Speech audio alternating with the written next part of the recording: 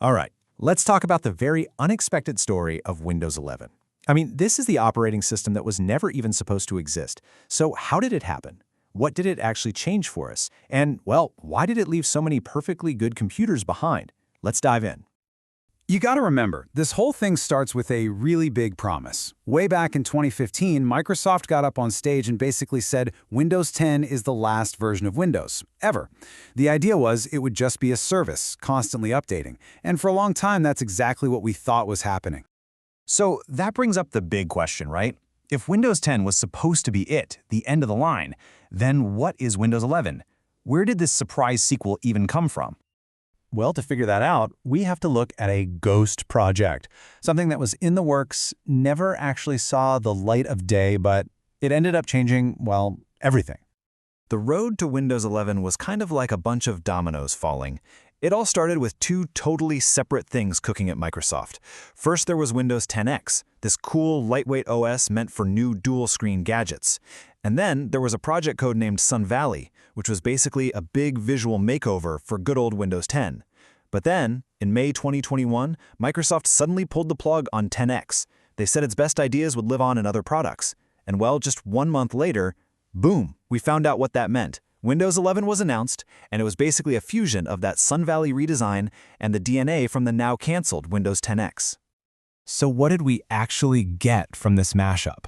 Well, the two biggest things you'd notice right away were a brand new book and, you could say, a much smarter brain under the hood.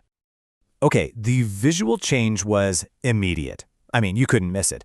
Gone was the classic left-aligned start menu we've known for decades. Instead, we got this center taskbar and start menu, an idea borrowed directly from Windows 10X. And they threw in this new widgets panel for your news and weather.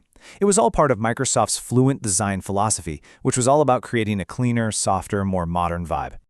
But look, it wasn't just a pretty new face. They packed in a ton of new features. Snap layouts and snap groups were a game changer for multitasking, letting you organize your windows so much better.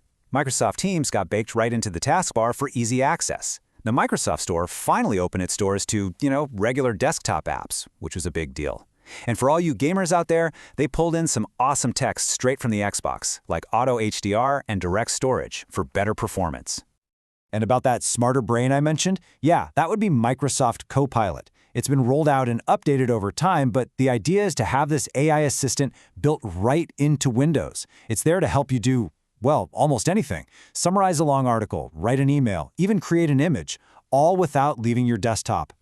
But all these cool new features, this new design, it all came with a huge catch. And this, right here, became the single biggest, most controversial part of the entire Windows 11 story, the question of who could actually install it. The new hardware rules were a massive leap. I mean, they doubled the RAM requirement, but that wasn't even the main problem. The real roadblocks were a super strict processor list. You basically needed a CPU from 2018 or later, and these two new mandatory security features. Your PC absolutely had to have something called a TPM 2.0 chip, which is like a physical security vault on your motherboard, and it needed Secure Boot to stop nasty stuff from loading when you turn your computer on. And this wasn't some small, niche issue.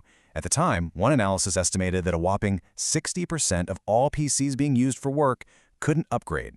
Think about that. That's a huge number of perfectly good, fully functional computers that were suddenly locked out and stuck on Windows 10. Microsoft's position on this was very firm. Even though people found workarounds to install it on older machines, the company basically said, don't do it. They warned that if you did, you wouldn't be guaranteed to get security updates, and if something went wrong, your warranty wouldn't cover it. It was a pretty clear line in the sand. So, for the lucky ones whose computers did make the cut, Microsoft laid out a few clear paths to get on board. You basically had 3 choices. The easiest was just to run the update directly on your machine. Or you could do a completely fresh, clean install using a USB drive. Perfect for a new start. And of course, the third option was just to go out and buy a brand new computer that came with Windows 11 right out of the box. No matter which way you went, there were a few things you absolutely needed. A valid Windows license, obviously, enough free space on your drive for the download, and this is the most important one, you had to back up all your important stuff before you even thought about starting. Okay, so with all of that history and controversy, once Windows 11 was actually out there in the world, what did people think? And did they actually make the switch? The reviews were definitely a mixed bag. On the one hand, people love the fresh, modern look. The security upgrades were a big plus, and everyone praised the new multitasking tools like Snap Layouts. But the complaints were just as strong. The hardware requirements were by far the #1 issue.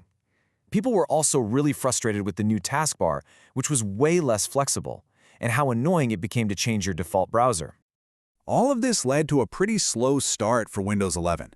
I mean, the clock is ticking. Support for Windows 10 is set to end in October 2025, but the adoption rate was sluggish, and it really all came back to those hardware limits. It basically forced millions of people and entire companies to just ride it out on Windows 10, probably right up until the last minute. And that really leaves us with the big, lingering question at the heart of this whole thing. Was Microsoft's tough stance on security a genuinely necessary step to protect us all in a world full of digital threats? Or was it a clever way to push us all to buy new computers and boost their bottom line? The truth is probably somewhere in between, but that's the debate that still defines the story of Windows 11.